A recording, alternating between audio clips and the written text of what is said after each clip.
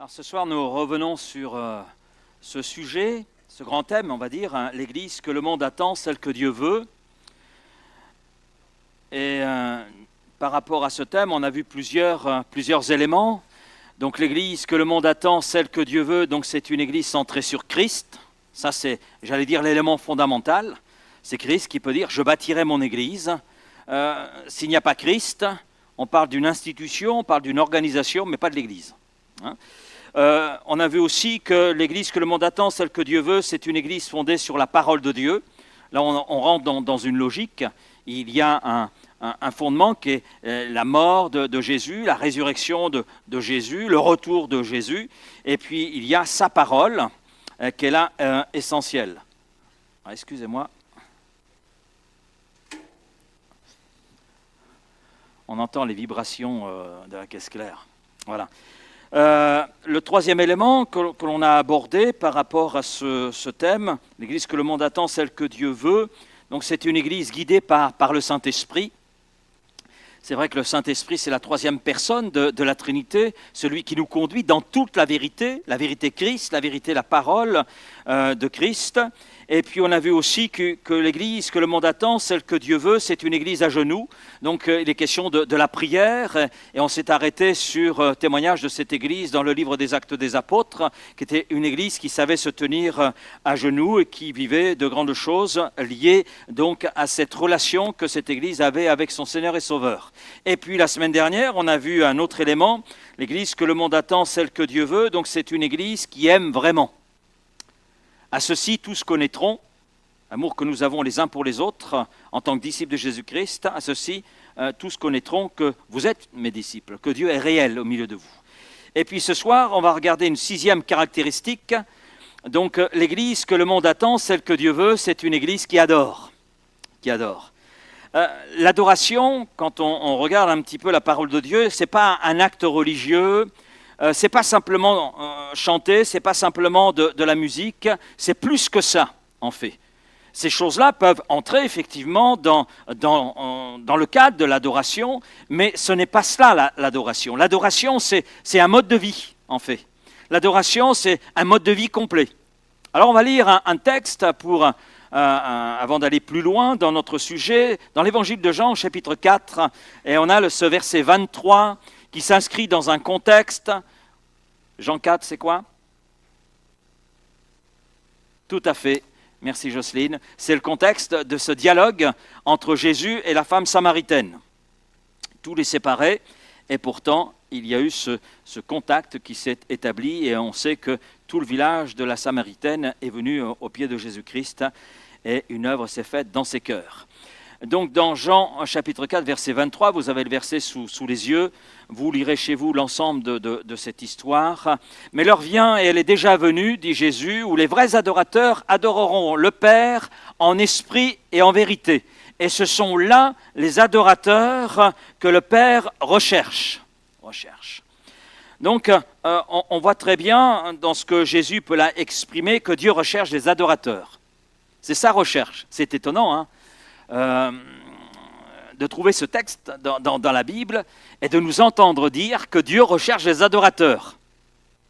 Des adorateurs qui l'adorent en esprit et en vérité. Il n'est pas intéressé par des rituels, il n'est pas intéressé par des performances. Non, mais Dieu est intéressé par des cœurs sincères et authentiques qui le mettent au centre et qui le glorifient. C'est ça. Et ce verset qui est tiré, je disais tout à l'heure, de l'histoire où Jésus parle à la femme samaritaine au puits de Sichar, au puits de Jacob, elle lui pose une question, parce que Jésus en fait répondre à une question de cette femme. Elle lui pose la question par rapport au lieu où il faut adorer. Elle est focalisée sur un lieu, sur une forme. Et Jésus lui répond que l'heure est venue où l'adoration n'est plus une question de lieu. Ce n'est pas une question de rituel, mais c'est une question de cœur. Et l'adoration, c'est un cœur à cœur avec Dieu. Celui qui est le centre même de l'adoration. Tu adoreras Dieu seul. Donc Jésus ramène les choses, non pas à des rituels, non pas à un lieu, mais à un cœur à cœur avec Dieu. Ce qui veut dire que l'adoration véritable, c'est une relation vivante avec Dieu, indépendamment du lieu et de la forme extérieure. On va voir un premier point, on va aller plus loin, adorer en esprit. Puisque les adorateurs que Dieu recherche, c'est des adorateurs en esprit et en vérité. Mais de quoi Jésus exactement parle-t-il en disant cela? Alors, adorer en esprit, bien c'est adorer déjà avec le cœur, c'est une adoration venant du cœur. Dans Philippiens chapitre 3, verset 3, Paul dit « Nous sommes les vrais circoncis, nous qui rendons un culte par l'Esprit de Dieu. » Donc, Paul était conscient que l'adoration dépassait les formes extérieures. Et Paul, dans ce texte, met une opposition quelque part entre le culte selon la chair, les rites, les apparences religieuses, et le culte qui doit être rendu à Dieu, c'est-à-dire un culte rendu par l'Esprit de Dieu, avec l'Esprit de Dieu, conduit par l'Esprit de Dieu. Autrement dit, l'adoration, la véritable adoration, ça se limite pas à un lieu, ça ne se limite pas à des gestes, à des chants, ni aux traditions visibles. Non, pas du tout. Elle est un acte intérieur, un acte spirituel et sincère, inspiré, suscité, développé en nous par l'œuvre du Saint-Esprit. C'est vrai que les gestes extérieurs ont j'allais dire, leur place. On peut adorer assis, amen. Il y a ceux qui aiment être debout, mais il y a ceux qui aiment être à genoux. Peu importe, quelque part, la gestuelle, l'apparence. Mais tout cela n'a de valeur. On peut être debout sans avoir le cœur connecté avec Dieu. On peut être assis sans avoir le cœur connecté avec Dieu. On peut même être à genoux et avoir une apparence de piété sans que le cœur soit là sincère. Non, ce que Jésus, ce que l'apôtre Paul met en évidence, c'est que l'adoration, c'est un acte intérieur, spirituel, sincère. C'est vraiment ce cœur à cœur. Et les gestes extérieurs, le mouvement extérieur, s'il n'est pas l'expression de la réalité de notre cœur connecté à Dieu, mais tout cela, c'est une simple routine religieuse.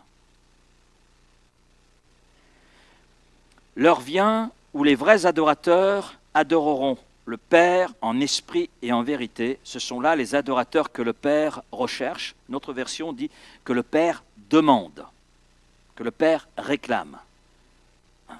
Donc on voit quelque part dans le cœur de Dieu, dans sa recherche, une certaine urgence, une importance. Et Jésus nous enseigne ici que le véritable culte, ce n'est pas une performance religieuse, mais vraiment une relation vivante avec Dieu qu'elle a nourrie par sa parole et nourrie par le Saint-Esprit. C'est pour ça qu'il est dit, les adorateurs adoreront en esprit.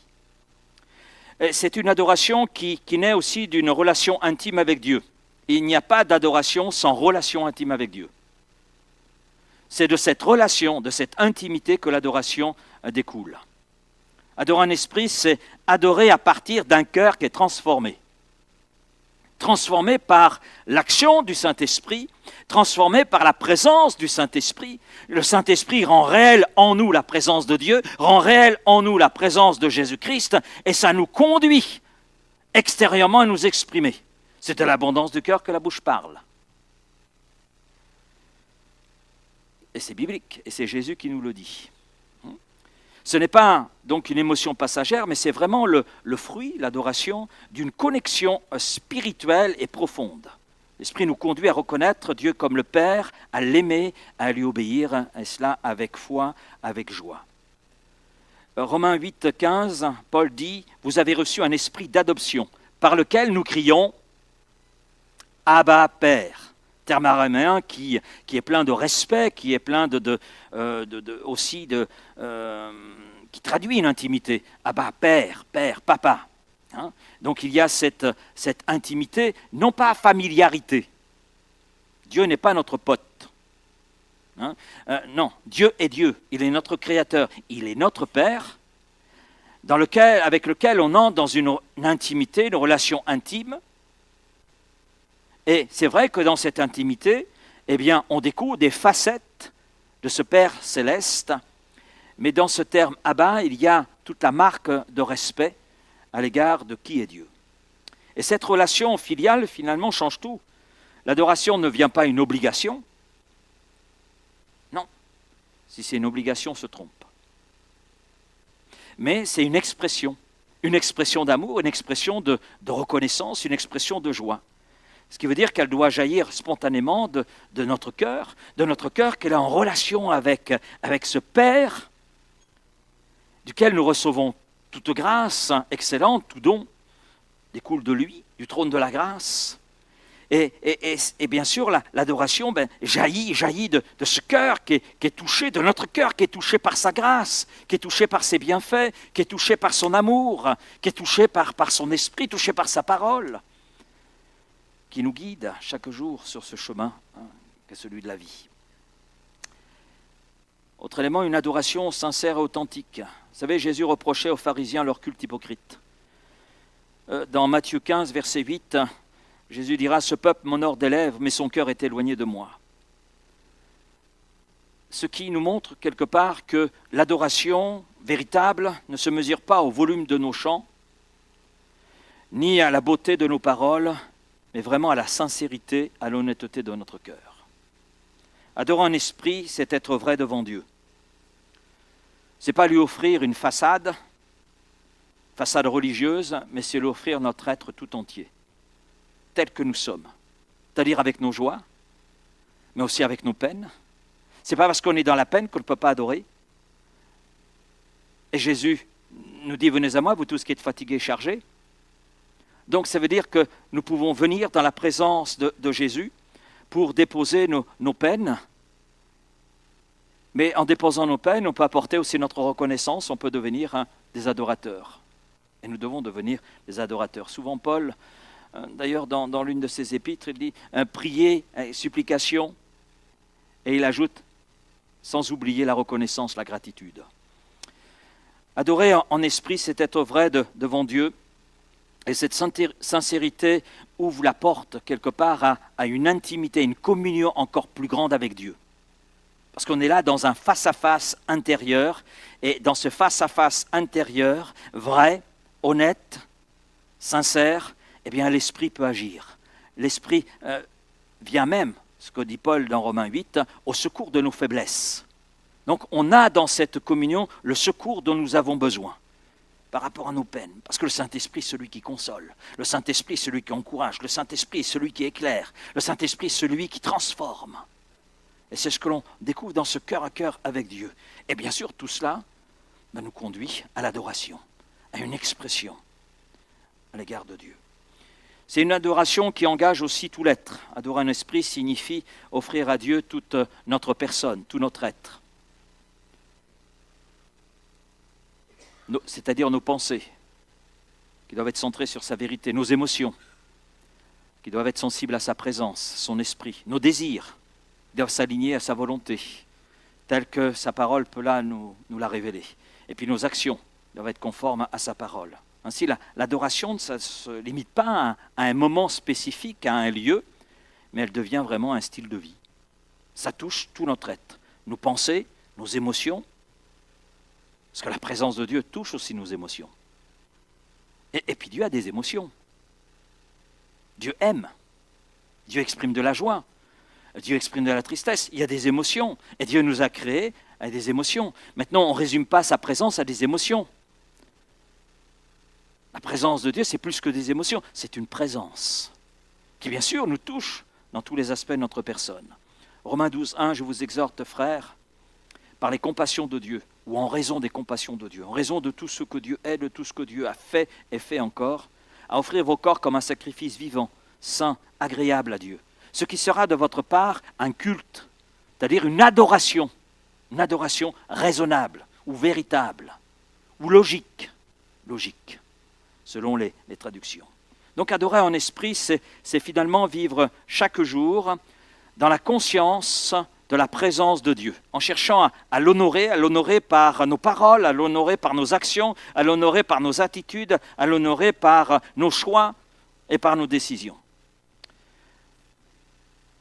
Cette adoration-là, que Dieu demande, que Dieu recherche, est une adoration qui est rendue possible par et avec le Saint-Esprit. Il est essentiel de comprendre que nous ne pouvons pas adorer Dieu véritablement sans l'aide du Saint-Esprit. On a besoin du Saint-Esprit. C'est lui qui nous enseigne à prier. C'est lui qui nous enseigne à entrer dans la présence de Dieu. Il vous conduira dans toute la vérité.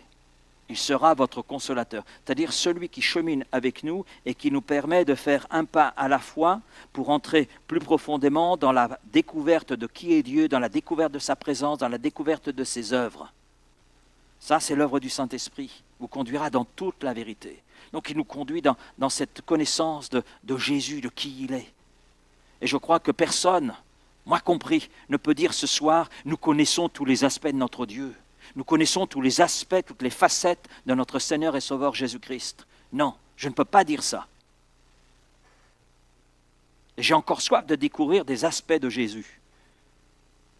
Parce que je suis conscient qu'il y a des aspects que je n'ai pas encore touchés avec mon cœur, avec mon âme.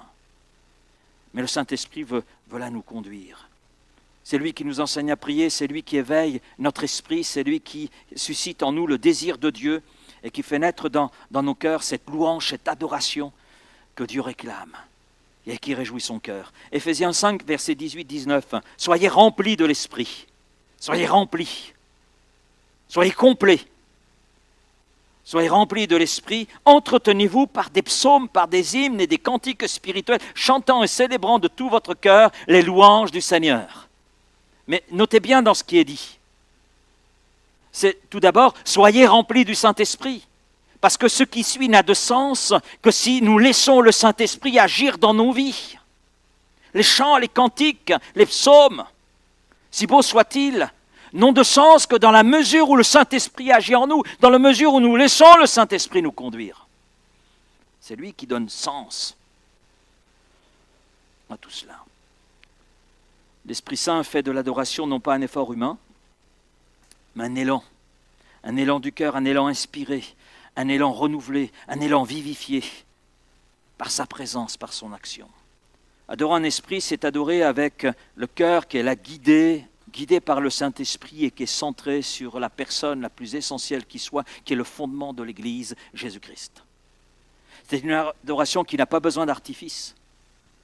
Quel que soit l'endroit où je peux être au volant de ma voiture, je peux être dans la chambre, je peux être sur mon lieu de travail. Le Seigneur veut que nous soyons des adorateurs, quel que soit le lieu. Le lieu n'a pas d'importance, puisque c'est adorer avec le cœur, guidé par le Saint-Esprit et être centré sur Christ. Donc elle n'a pas besoin d'artifice, parce qu'elle jaillit. Elle jaillit de cette vie intérieure que le Saint-Esprit, que la parole de Dieu alimente, nourrit. Et cette vie intérieure est aussi nourrie de cette communion avec le Père. Donc elle dépasse de très loin la simple expression religieuse, parce que ça devient un dialogue intime entre nous et Dieu. C'est ça l'adoration, c'est un dialogue intime. Qui adorons-nous ? Dieu. Dieu. Parce qu'il en est le seul digne. Donc on est là, finalement, dans ce dialogue intime, tel le Père, Dieu, et son enfant que nous sommes.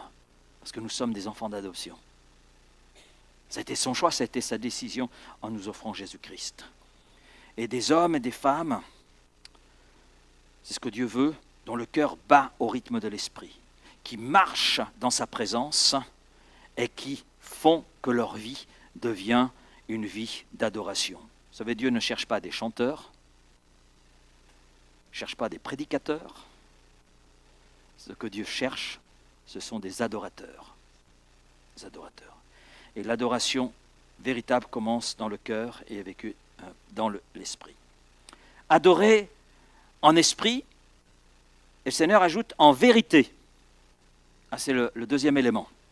Adorer en vérité, c'est-à-dire une adoration qui est conforme à la vérité. Donc ta parole est la vérité, sanctifie-les par ta parole. Donc ça veut dire qu'une adoration doit être conforme, notre adoration doit être conforme à la parole de Dieu.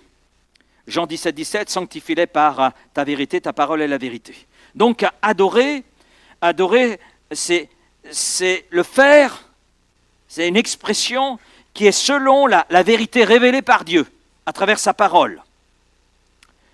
Et d'ailleurs, Jésus insiste, Dieu est esprit, Il le dit à la Samaritaine, Dieu est esprit, et il faut que ceux qui l'adorent en esprit et en vérité.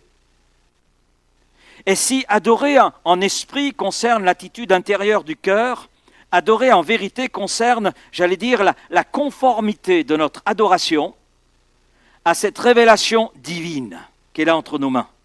Autrement dit, notre culte doit être fondé sur ce que Dieu dit lui-même, non pas sur ce que nous pensons, non pas sur ce que nos traditions peuvent dire. Ce qu'on le veuille ou non, on est marqué par des traditions. On est marqué aussi par des formes, parce que c'est sécurisant, etc. Non, mais ce qui doit nous conduire à être ces adorateurs en esprit, c'est cette conformité à cette révélation écrite et qui nous est donnée à travers la parole de Dieu. Et c'est là que nous devons veiller à ce que finalement nos émotions, nos traditions et nos préférences personnelles, parce que quelquefois dans l'adoration on a nos préférences. Ah, je préfère les chants modernes, je préfère les chants anciens, je préfère... Mais peu importe le chant, peu importe son style, qu'il y ait 10 strophes, qu'il y ait 5 strophes, que ce soit simplement un petit chœur avec 4 paroles, l'essentiel n'est pas là, l'adoration ne se résume pas à ça. Et trop souvent, on résume l'adoration à ça. Mais pire, ça crée des conflits même dans l'Église. Alors que c'est l'adoration, c'est pas ça.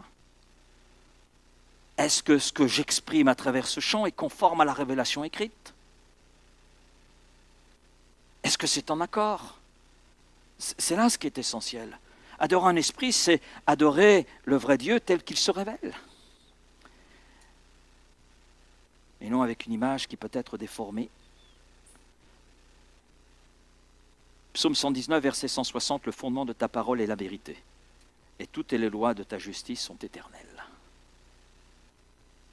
Les chants, ça passe, mais la parole de Dieu demeure éternellement. Et c'est ce sur quoi notre adoration doit se fonder. C'est une adoration purifiée par la parole. Comme Jésus l'a exprimé, sanctifie-les par ta parole.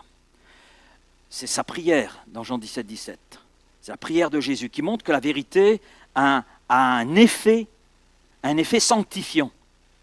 La parole de Dieu agit comme un filtre qui vient là purifier nos sentiments, purifier nos émotions, purifier ce qui est là dans notre cœur, purifier nos choix, nos décisions, purifier notre cœur, nos paroles, nos intentions dans l'adoration.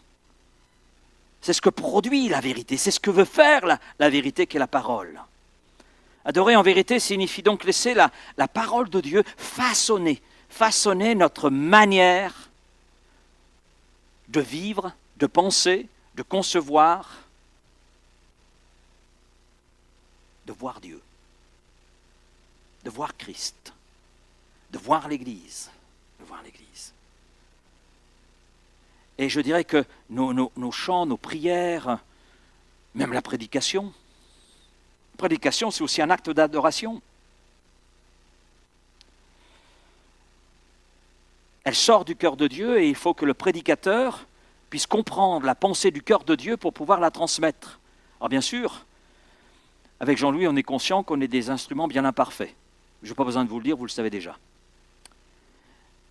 On est conscient de cela. Et transmettre la pensée de Dieu, transmettre ce qui est dans le cœur de Dieu, c'est une responsabilité. Je disais récemment à Raphaël, tu sais, quand je monte sur l'estrade, je tremble encore. Et Raphaël a dit, j'espère qu'il ça restera comme ça toujours. Je dis, moi aussi.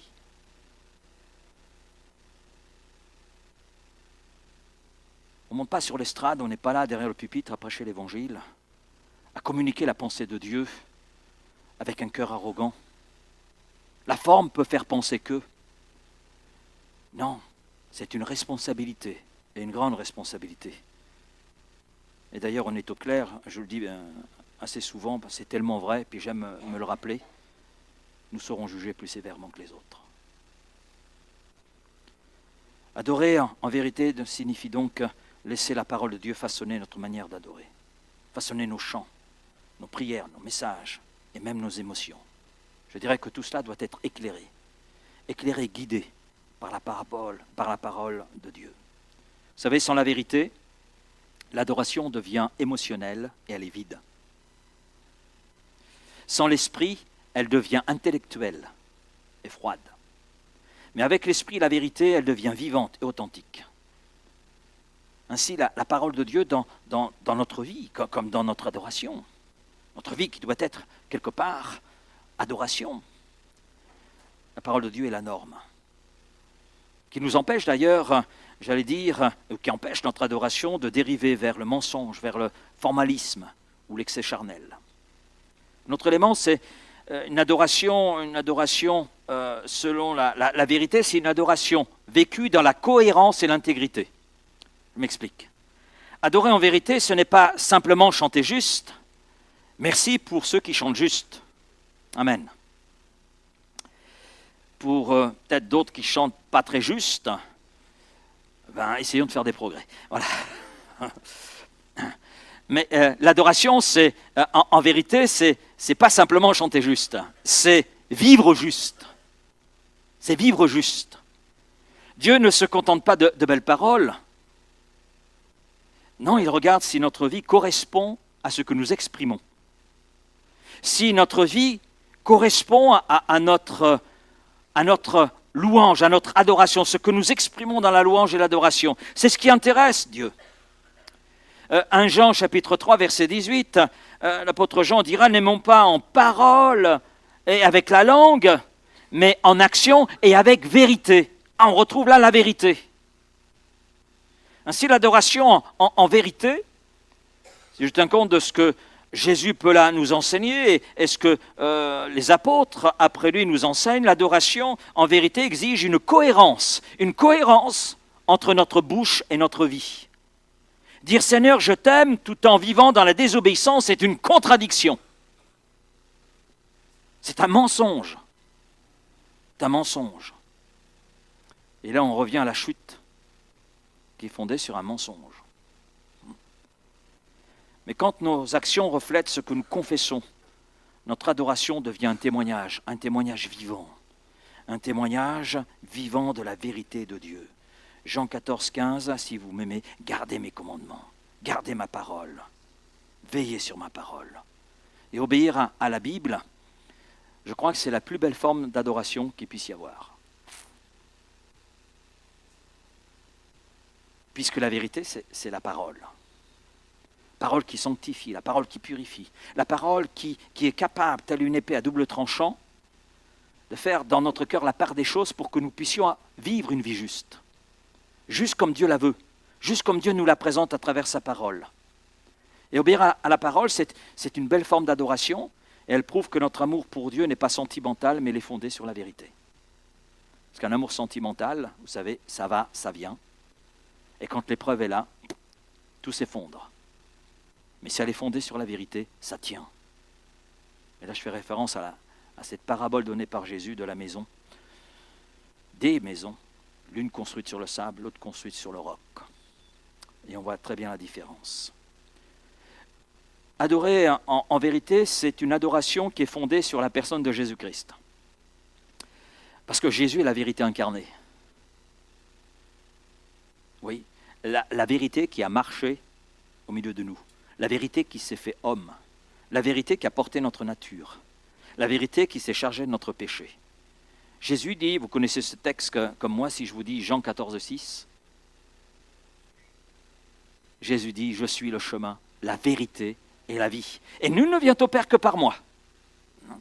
Donc adorer en vérité, c'est donc adorer à travers Christ.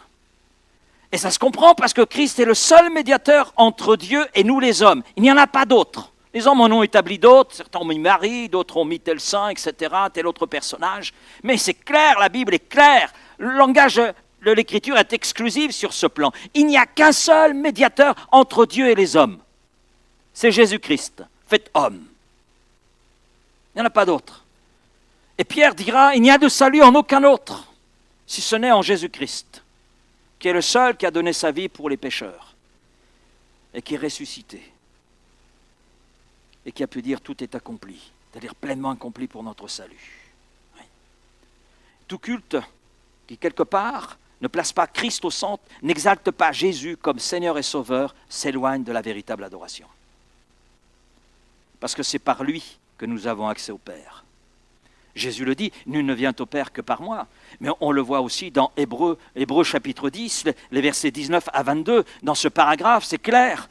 C'est à travers Jésus-Christ que nous pouvons entrer dans la présence du Père. C'est à travers lui que nous pouvons toucher le trône de la grâce afin d'être secourus dans tous nos besoins. Sans Jésus, on ne touche rien du tout, si ce n'est la chair.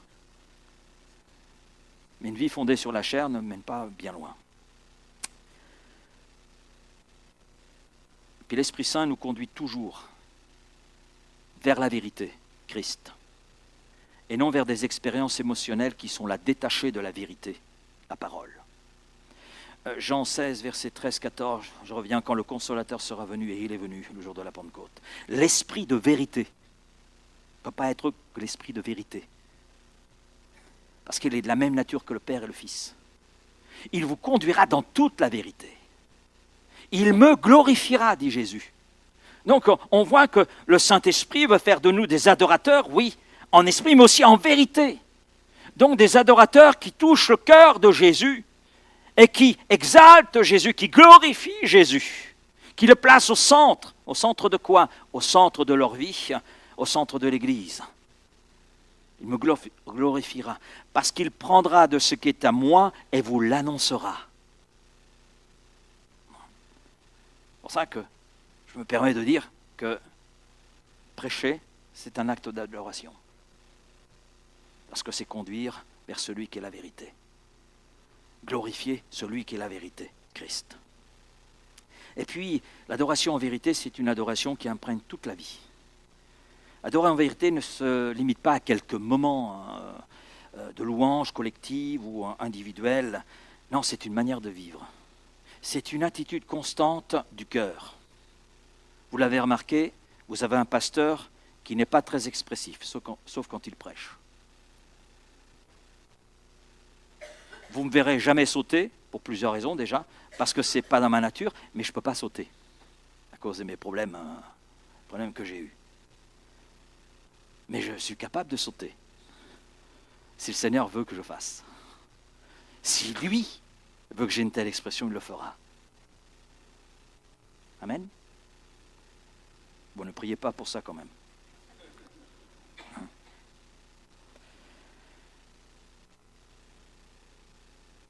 Chaque pensée, chaque parole, chaque décision, c'est un acte d'adoration, à partir du moment où c'est aligné avec la vérité, avec Christ et sa parole. Ce qui veut dire que je peux être derrière la technique, merci à nos techniciens, merci pour le travail qu'ils accomplissent, pour que nos oreilles puissent apprécier ce qui est exprimé. Mais que font-ils? Un service? Alors, il y a plus qu'un service. C'est un acte d'adoration. Un acte d'adoration. Notre écoute, on est là sur la chaise, on écoute le prédicateur, on écoute l'étude biblique. Mais écouter, être au pied du Seigneur, c'est un acte d'adoration. Où était Marie quand Jésus lui a dit, elle a choisi la meilleure part qui ne sera pas ôtée? Elle était au pied de Jésus. Elle était à l'écoute de sa parole, à l'écoute de la vérité. Et on sait que Marie était une adoratrice. Une adoratrice. Une adoratrice en esprit et en vérité. Psaume 86, verset 11, « Enseigne-moi tes voies éternelles, je marcherai dans la vérité. » Notre version dit dans ta vérité. J'aime bien cette version. Ta vérité. Non pas la vérité, une vérité quelconque, mais ta vérité à toi, ô Dieu. Cela signifie que nos paroles doivent refléter la vérité. Nos pensées doivent être renouvelées par la parole. Nos actions doivent manifester la justice de Dieu. Ainsi, l'adoration, en vérité, devient un style de vie qui est conforme à la vérité révélée, conforme à Christ, conforme à sa parole. Et ce n'est pas un événement hebdomadaire, non, mais une expression quotidienne d'obéissance et de fidélité.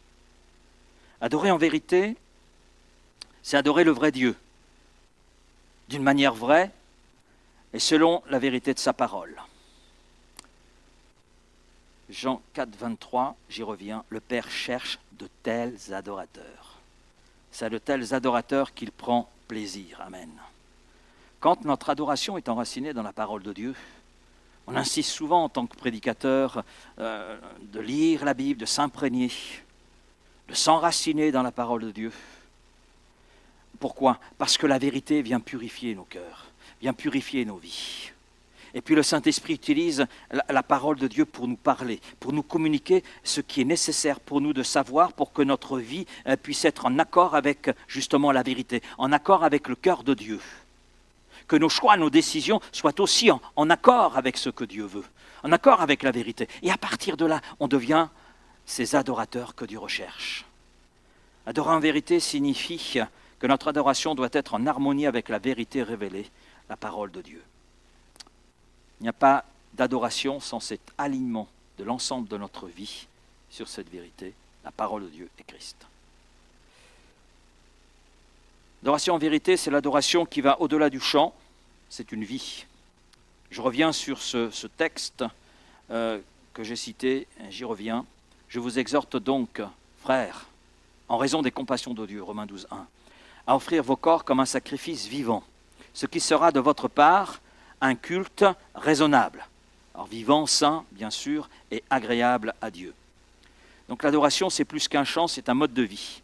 Et trop souvent, on résume justement l'adoration à un moment, à quelques minutes, dans ce que l'on appelle le culte.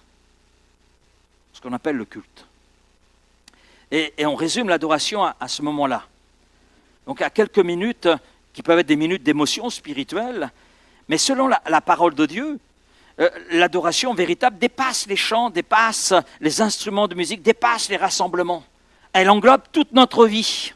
C'est ce que l'apôtre Paul a découvert sous l'inspiration du Saint-Esprit, c'est ce qu'il exprime aux gens de Rome et c'est ce qu'il nous exprime à nous.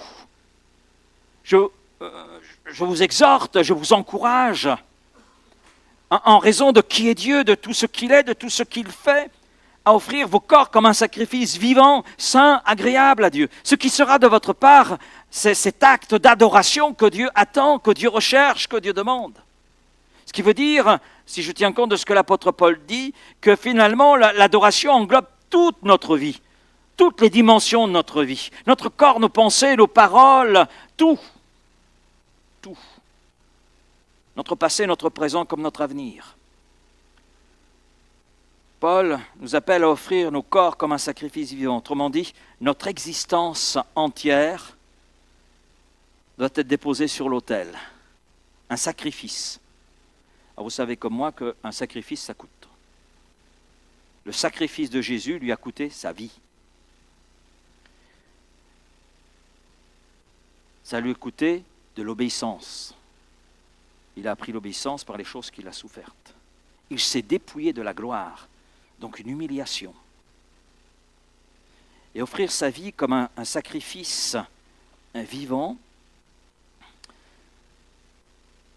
Alors dans l'Ancienne Alliance, les sacrifices étaient des animaux offerts à Dieu. Mais dans la Nouvelle Alliance, c'est le croyant lui-même. Dieu n'a pas besoin de sacrifice sanglant.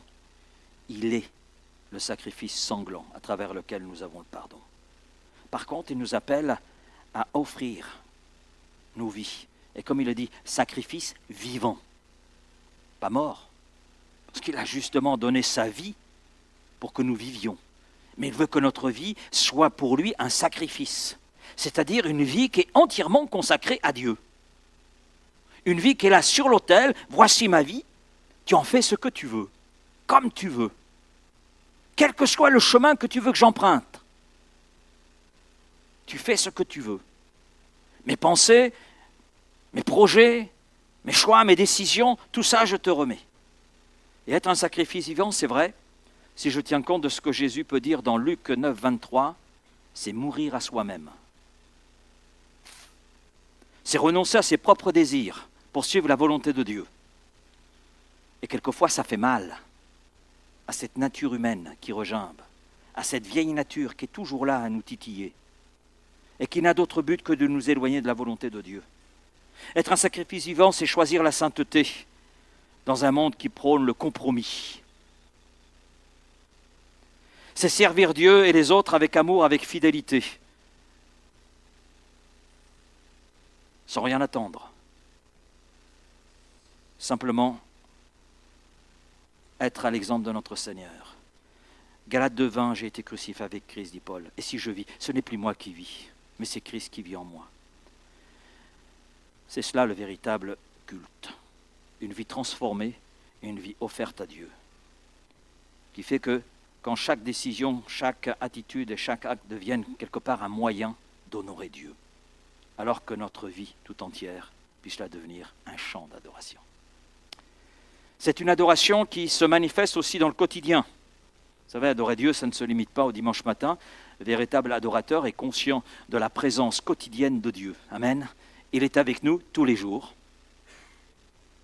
Tant que nous sommes en lui, il demeure en nous. Et sa présence demeure en nous. Ce qui fait que, à partir de là, comme dit Paul, soit donc que vous mangiez, soit que vous buviez, et quoi que vous fassiez, faites tout pour la gloire de Dieu. Ce qui fait que tout peut devenir expression d'adoration, honorer Dieu. Travailler devient un acte d'adoration. Alors peut-être que certains vont me dire, ouais, c'est peut-être facile pour vous, mais pour moi, hein. Oui, mais en fonction de la conception que nous avons du travail, ça peut changer bien des choses. Bien des choses. Aimer son prochain, c'est pas évident, hein. Il y a des prochains qu'on aimerait bien voir de loin. Pardonner, servir, donner, écouter, bénir. Et tout cela, c'est une louange, adoration silencieuse, mais elle est puissante. Ainsi, l'adoration n'est plus limitée à un lieu ou à un instant, elle devient le souffle même de notre vie spirituelle. Et puis, c'est aussi une adoration en vérité, qui est marquée par la transformation. L'adoration véritable, elle transforme, elle nous impacte. C'est pourquoi Paul poursuit dans Romains 12,2 en disant « Ne vous conformez pas au siècle présent, mais soyez transformés par le renouvellement de l'intelligence, afin que vous discerniez quelle est la volonté de Dieu, ce qui est bon, ce qui est agréable, ce qui est parfait. » Ce qui veut dire que l'adoration, là, n'est pas simplement émotionnelle, elle est transformationnelle. Je ne sais pas si le mot existe, vous regarderez ce dictionnaire, mais vous comprenez le sens de ce mot, du moins dans l'utilisation pour ce soir. Ce qui veut dire que l'adoration, elle change notre manière de penser, elle change notre manière de parler, elle change notre manière d'agir, elle change notre manière de voir les relations avec nos frères et sœurs, voire même notre relation avec le monde. Elle change.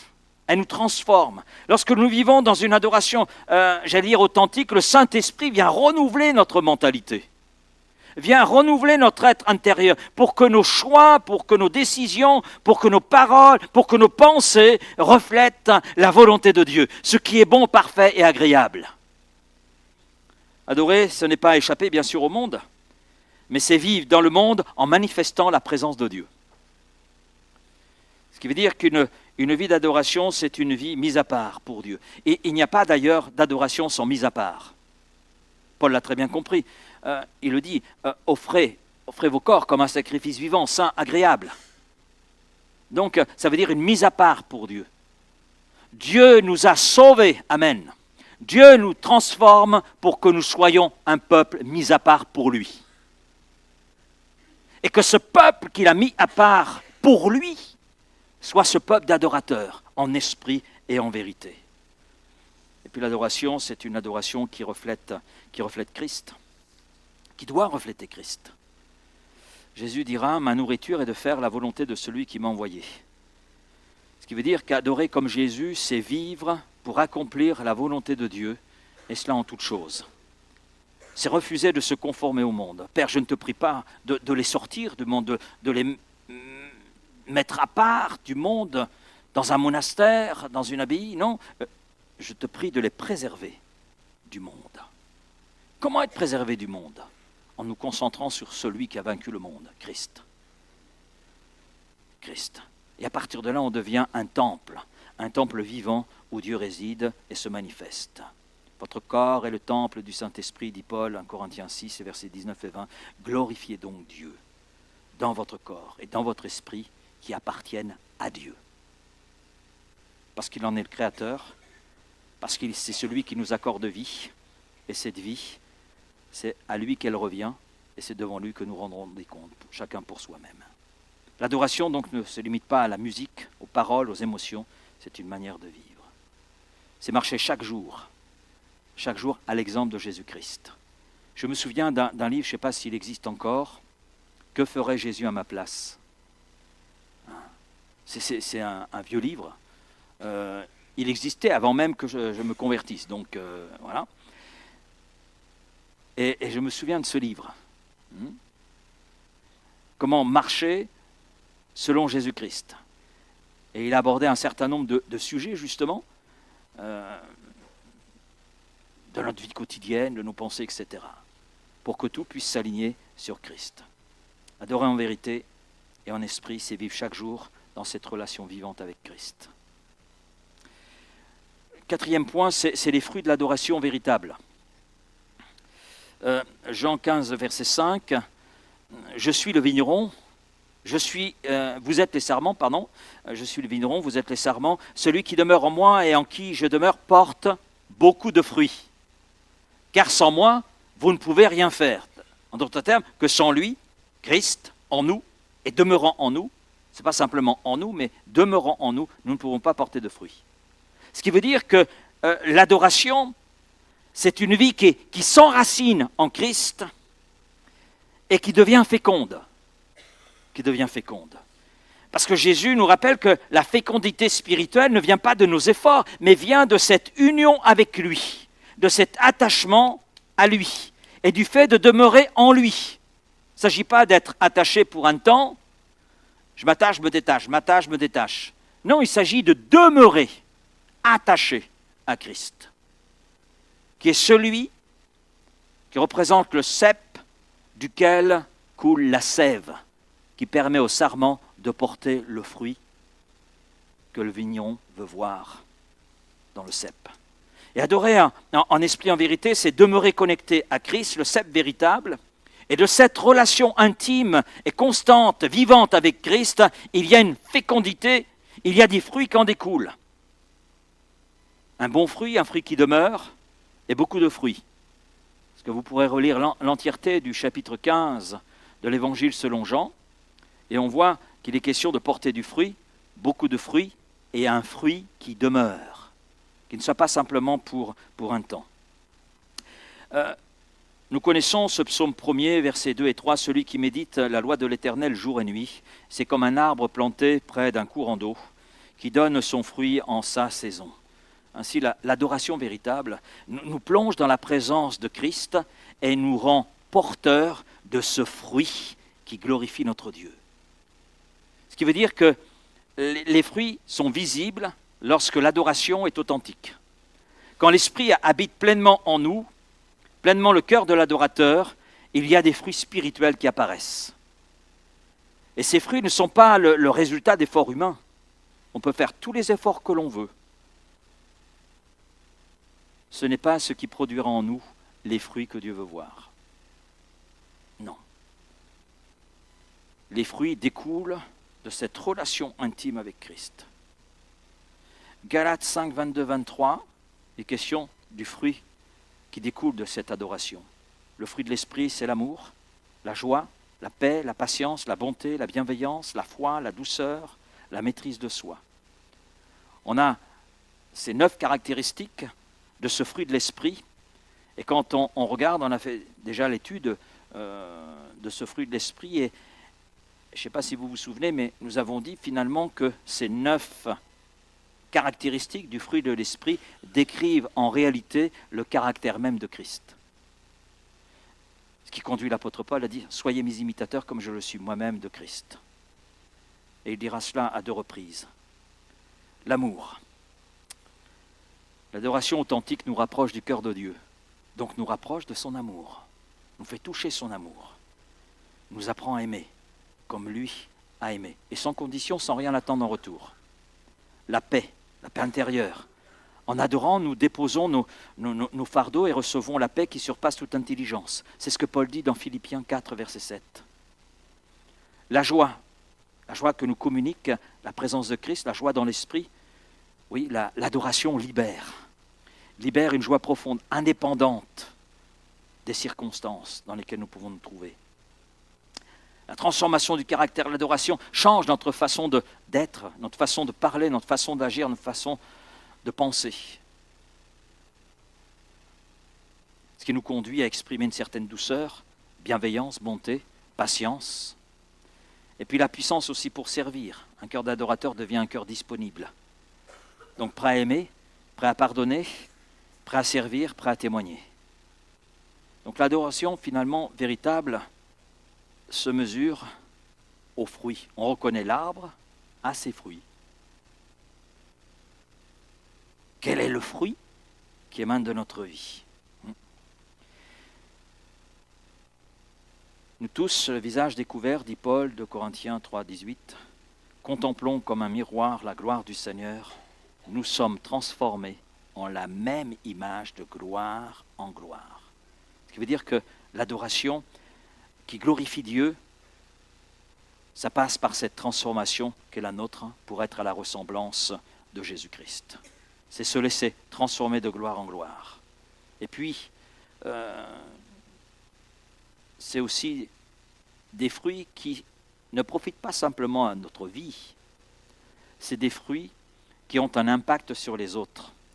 Matthieu 5,16, que votre lumière luise ainsi devant les hommes afin qu'ils voient vos bonnes œuvres. Or, on pourrait dire qu'ils voient vos fruits. Et glorifie votre Père qui est dans les cieux. Donc, un adorateur véritable incarne quelque part le caractère de Christ, manifeste le caractère de Christ. Et ça touche, ça touche, ça touche, ça inspire, ça produit quelque chose dans le cœur de l'autre. J'en arrive à la conclusion. L'Église que Dieu veut, celle que le monde attend, c'est une Église de présence, de vérité et de transformation. C'est ça. Une Église qui adore en esprit, en vérité, attire la gloire de Dieu, permet à Dieu de se manifester dans toute sa dimension, parce qu'elle lui donne la première place. Elle donne la première place à l'essentiel. Elle n'est pas définie par des bâtiments. Jésus l'exprime à la Samaritaine. Vous dites, en tant que juif, que c'est là qu'il faut adorer. Nous disons que c'est là. Et Jésus, non. Il dit non. Et puis, l'adoration n'est pas définie non plus par sa musique, par un style, peu importe le style, à vrai dire. Que ce soit jazzy, que ce soit pop, que ce soit classique, contemporain, peu importe. C'est qu'est-ce que nous chantons, quel est le contenu, et surtout quel est notre cœur. C'est ça en fait. Ce n'est pas non plus défini par les programmes. Non. La véritable adoration se définit par cette communion avec le Père, cette obéissance que nous avons à la vérité de Christ et à sa parole, et à la sainteté de notre vie, parce qu'elle est mise à part pour lui. Et quand l'Église adore véritablement, je dirais que le ciel touche la terre. Et je crois que nous, on a besoin d'être touchés. C'est ce que j'aspire pour ma vie. Et j'ai cette même aspiration pour l'Église. Que le ciel nous touche. Nous touche. Et quand le ciel touche la terre, les cœurs sont changés. Les chaînes, elles tombent. Les ténèbres reculent. Et celui qui est exalté dans ces moments-là, c'est Christ. Amen. Et cette église-là, c'est cette église que Dieu prépare. Une église qui ne se contente pas de parler de Dieu, mais qui fait ressentir sa présence. Ma dernière parole sera la suivante. Vous l'avez sous les yeux. Le monde n'a pas besoin d'une église spectaculaire, mais d'une église spirituelle. C'est-à-dire une église humble, remplie de l'esprit enraciné dans la vérité et entièrement consacrée à Dieu. Voilà ce que Dieu veut. Voilà ce que Dieu recherche. Amen. Père, merci pour ta parole. Merci pour ce qu'elle nous enseigne. Et la profondeur aussi de ce qu'elle nous enseigne. Et c'est vrai, ça nous remue, ça nous bouscule. Mais je crois, Seigneur, que ta volonté, c'est de nous conduire à une transformation à l'image de Jésus. C'est ton désir, c'est ta volonté que nous soyons transformés et conduits à l'image de Jésus, qui est la vérité. Merci Père, Nous savons que ta recherche, que ta demande, c'est des adorateurs en esprit et en vérité. Et nous voulons être ces adorateurs en esprit et en vérité. Alors Seigneur, dans nos faiblesses, conduis-nous. Dans nos faiblesses, agis en nous, afin que nous entrions pleinement dans ce que toi tu attends de nous, et que nous puissions ainsi te glorifier. Oui, que nous puissions ainsi porter les fruits que tu attends de nous, les fruits que tu attends de l'Église, les fruits que tu attends de ton peuple, et que ce soit un fruit béni, qui imprègne, qui touche ceux qui nous entourent, et qu'ils puissent dire, oui, Dieu est là. Oui, Seigneur, Dieu est là. Seigneur, nous voulons être ces adorateurs en esprit et en vérité.